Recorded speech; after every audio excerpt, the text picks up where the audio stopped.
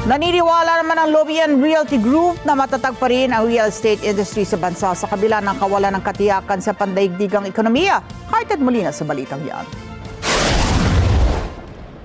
Sa kabila ng mga epekto ng pagtaas ng inflation, mataas na interest rates at mga sigalot sa ibang bansa, nananatiling matatag ang Philippine real estate market. Ito ang binigyang diin ng Lobian Realty Group sa kanilang 2026 Mid-Year Market Outlook kung saan ipinakita na patuloy pa ring lumalakas ang demand sa office, residential at industrial properties dahil sa malakas na pundasyon ng ekonomiya at demographics ng bansa.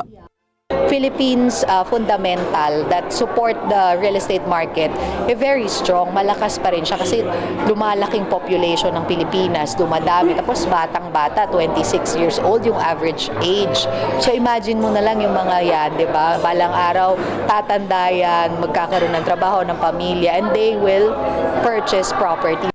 Ayon sa ulat, nananatiling malakas ang office market dahil sa patuloy na paglawak ng IT BPM industry. Samantala, mas maraming pamilya ang pinipiling bumili o lumipat sa mga karatig lalawigan tulad ng Cavite, Laguna, Bulacan at Pampanga dahil mas abot kaya ang mga pabahay at mas madali nang marating ang mga lugar na ito sa pamamagitan ng malalaking infrastructure projects. Kasabay nito, naniniwala ang kumpanya na patuloy ring magiging sandigan ng real estate market ang malakas na paggastos ng mga Pilipino at mga bilyong-bilyong dolyar na remittances mula sa mga OFW. Matatag siya in a sense because it is supported by, again, yun nga yung populasyon ng Pilipino, napakalaki, 100 plus million. Tapos napakabata pa and growing. May OFW remittances tayo, 40 billion US dollars, napaka-strong nun. Ngunit paalala ng Lobian Realty Group, hindi dapat minamadali ang pagpapasya sa pagbili ng ari-arian.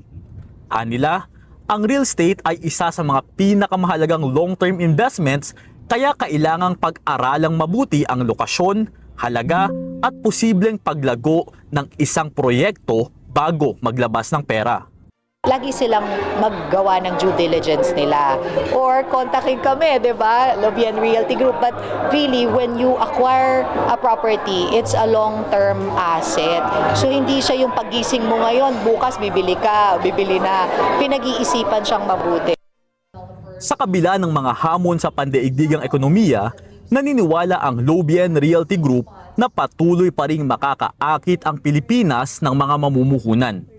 Anila, malaking bentahin ng bansa ang mas bata at edukadong manggagawang Pilipino, kasanayan sa paggamit ng English at patuloy na paglaki ng mga industriyang tulad ng BPO, logistics at turismo.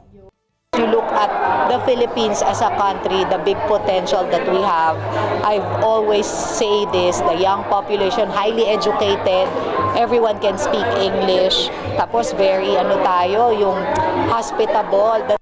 Sa kabila ng mga hamon sa ekonomiya, naniniwala ang Lobian Realty Group na mananatiling matatag ang Philippine real estate market dahil sa patuloy na paglaki ng populasyon, pag-unlad ng mga rehiyon at tuloy-tuloy na pagtitiwala ng mga mamumuhunan sa potensyal ng Pilipinas.